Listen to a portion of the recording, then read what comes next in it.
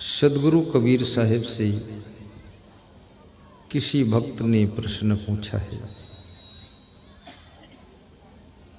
संसार में सबसे श्रेष्ठ रस कौन सा है?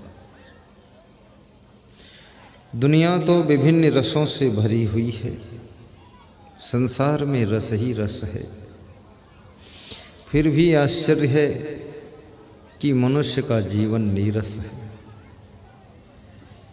मनुष्य के जीवन में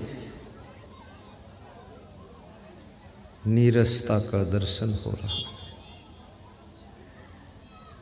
कबीर साहब कहते हैं, राम रस संसार के सभी रसों से श्रेष्ठ रस है। जिस रस को पान करने के पश्चात मनुष्य का मन बस में हो जाता है। ज्ञान रस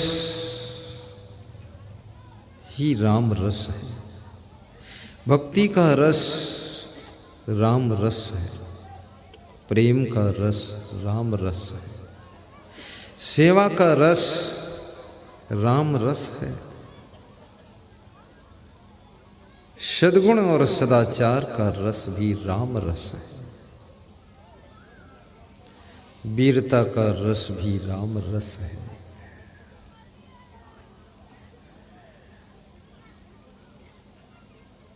सहनशीलता का रस, सहनशीलता का गुण राम रस है।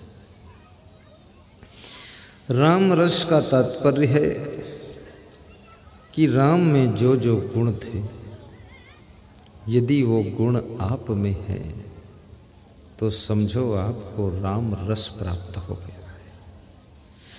को राम रसिक रस पिए होगे जुग जिए होगे।